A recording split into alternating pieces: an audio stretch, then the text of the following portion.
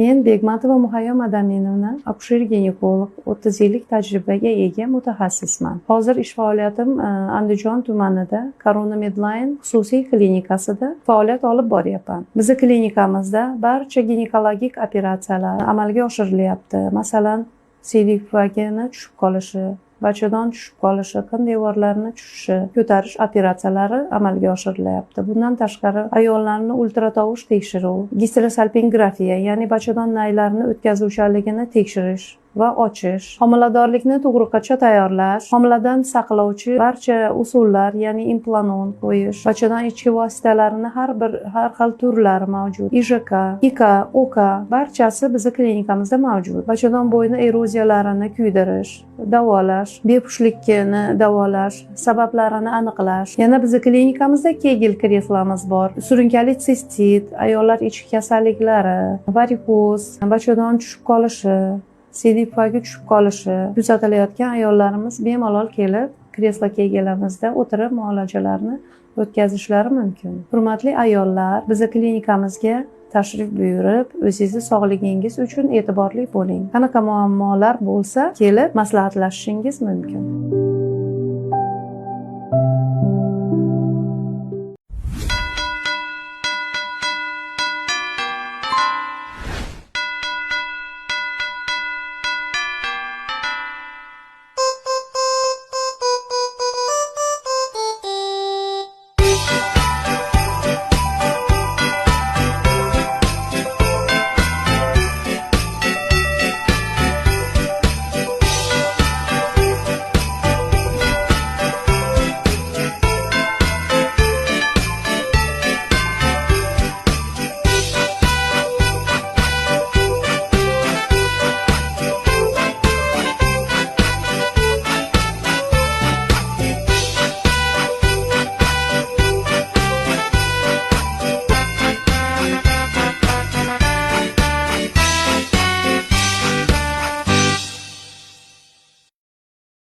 Torch infeksiya kompleks infeksiyalar yig'indisi bo'lib, bunga taksoplazma, mikoplazma, gerpes, rubella, sitomegalovirus va boshqa infeksiyalar kiradi. Torch infeksiyaning ikki xil turi bor: IgG va IgM turi. Agar analizingizda sizda IgG viruslari infeksiyasi chiqadigan bo'lsa, bunda xavotirga o'rin yo'q. Chunki bu IgG bu infeksiya bilan qachondir og'rigansiz va og'rib o'tgansiz, sizda immunitet bor. Agar IgM turi chiqadigan bo'lsa, aksincha sizga zarar yetkazishi mumkin. Qanaqa zararlar yetishi mumkin? Masalan, homilador bo'lsangiz, homila nobud bo'lishi mumkin, homila tushishi mumkin, nuqsonli tug'ruq bo'ladi, qog'inoq pardasini erta yorilishi mumkin, suv ketib qoldi deymiz. Yo'ldoshlarni chiritib qo'yishi mumkin. Erkak kishi bo'lsa, erkaklarda urug' sifati buziladi, urug' sonini kamayishiga olib keladi. Qanday yuqadi? Endi buni yuqish yo'llari maishiy va havo tomchi yo'li bilan yuqishi mumkin.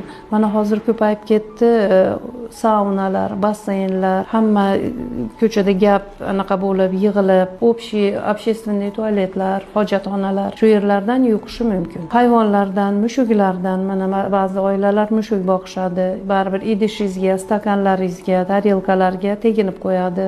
Qo'lingiz bilan ushlaysiz, hayvonlardan ham yuqishi mumkin. Bunday asoratlar bo'lmasligi uchun va homiladorlik tinch o'tishi uchun buni shu laborator tekshiruvlar qilib, doimo o'zingizda tekshirib turishingiz kerak. IFA, IXLA, PCR analizlar qilib, torch infeksiyalarni tekshirib turamiz.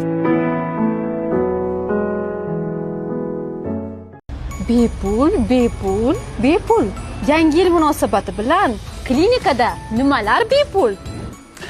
Corona Medline klinikamizda xirurg ko'rigi doimiy bizda bepul.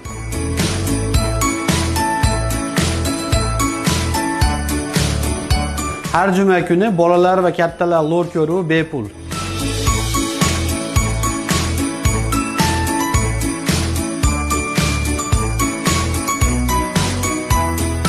Bizning klinikamizda yotib davolanayotgan bemorlar uchun umumiy qon tahlili, fizioterapiya muolajalari va 3 mahal issiq ovqat bepul beriladi.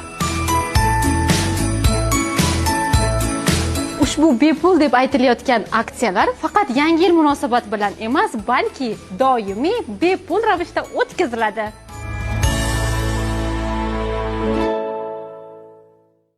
Toksikoz homiladorlikni birinchi trimestrida ko'proq uchraydi. homiladorlik toksikozi.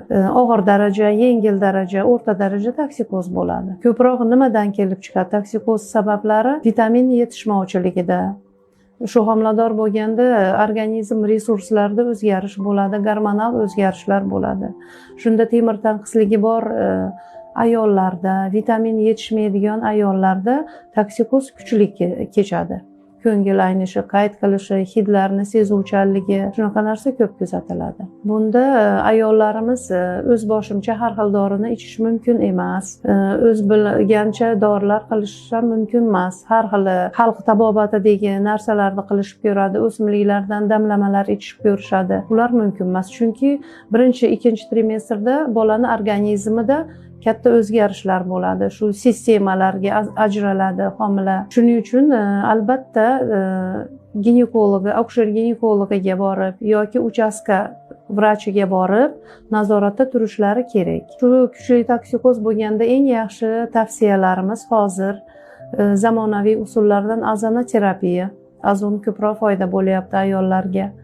Agar toksikozingiz kuchli bo'lib, toksikoz, ko'ngil aynish, qayd qilishlar kuchayayotgan bo'lsa, ozonoterapiya uchun, davolashlarni olish uchun bizni klinikamizga, Corona Medline'ga kelishingizni tavsiya qilaman.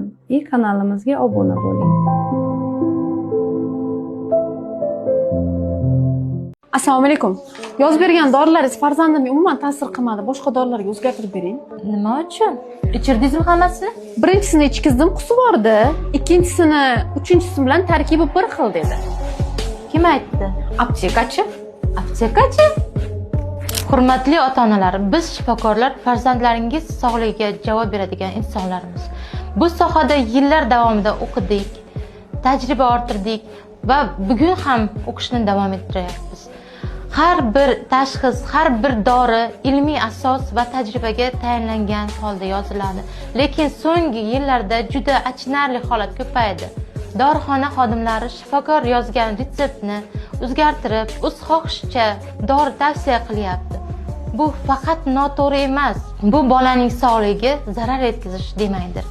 Agar farzandingiz uchun yozilgan dori o'rniga dorixona bu yaxshi emas, mana buni oling, mana bu arzonroq deb boshqa dori berishsa, bilib qo'ying, bu xodim davo jarayoniga aralashyapti va buning oqibati bolaning ahvolini og'irlashtirishga olib kelishi mumkin. Farzandingiz sog'ligi biz uchun eng katta qadriyat.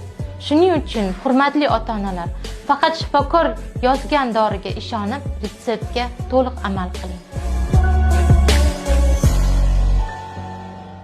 Hech qachon hech kim kasal bo'lmasin. Shu yerda hamma shifo topishga yetishini tarafdoriman. Men Ismonova Munisxon, Izboskan tumanidan keldim. Avvalam shu yerga kelib davolanib ketgan edim. Endi yaqinda oyog'im og'rib qolgani sababli Shuhratbek nevropatolog vrach oldiga kelganda shu yerda yotib davolanishni tavsiya qildi. Mana kecha kelib lecheniyalarni olyapman. Sharoitlari juda yaxshi. Medsestra Husnidaxon juda ham yaxshi qarayapti. Hammasini tan jonlari sog' bo'lsin, umri uzoq bo'lsin. Shunaqa insonlarga yordam berishda hammasiga Alloh kuch-quvvat bersin. Hech qachon hech kim kasal bo'lmasin. Shu yerda hamma shifo topishga yetishini tarafdoriman. Bemor bo'lish bor. Bemor bo'lmagan odam yaxshi odam bo'lmaydi. Bandalikni, ojizlikni his qilish uchun bemorlik kerak. Ana endi bemor bo'lganda o'zini qandoq tutadi? Boshqa xalqlarda, boshqa dinlarda haligi aytganimdek bemorlik Allohning nima? G'azabi, qahri deb tushuniladi. Bemor bo'lgandan odamlar nafrat qilib qochadi. Yaqiniga borsa bizga ham bir balosi urib qoladi deydi. Bizda-chi yo'q. Bemorlik Allohning rahmati. Gunohlarni kafforati. Ibodatida, taqvosida, iymonida, hamma tarafida yaxshi holatda bo'lib turib bemor bo'lgan odam Allohning rahmatiga erishgan bo'ladi.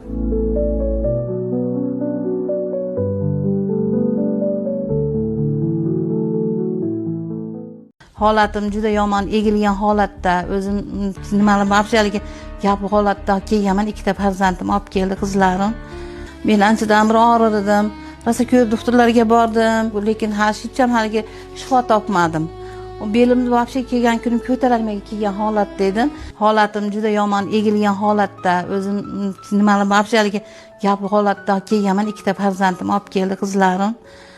Endi olib keldim, shu kundan sharoitlarini qarasam zo'r ekan. Yotasizmi dedi. Ha, yotaman deb davolaysiz o'g'lim deb yotdi. Mana bugun 5-kunim medsestralari Sinoxon degan qizimiz bor, asa qo'li ham yengil. Mana Ilhomjon degan doktor bor ekan, itli inalar qo'yishyapti. Mana 5-kuni holatim rosa yaxshi. Mana o'zimdan ham bilib turibmanki, belimni ko'tarib, Allohga shukr yaxshi. Rahmat, agar shifo topaman desa, mana shu yerga kelib davolanishni tavsiya qilaman. Davolanaman deganlar kelib yotsa bo'ladi. Sharoitlar zo'r. Ovqatlariga gap yo'q. Farzandlarimga ovqat olib kelmanglar deyman. 3 mal ovqat beradi, uydagidan ziyoda. Omaras issiq joy terlab ketyapmiz, vaqti kelganda derazlar ochib qo'yapmiz, parovoylar ishlayapti. Sharoitlari zo'r. Tavsiya qilaman. Mana shu kelib davolaninglar, beli oyoq og'riganlar kelib yotsa bo'ladi. Puli ham unaqa qimmat emas. Hamma shayda zo'r, puliga yarasha ekan, kelib yotsa bo'ladi. Doktorlariga rahmat.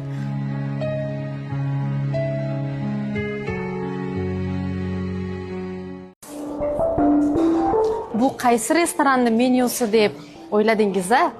Yo'q, bu Corona Medline klinikasining ovqatlanish menyusi.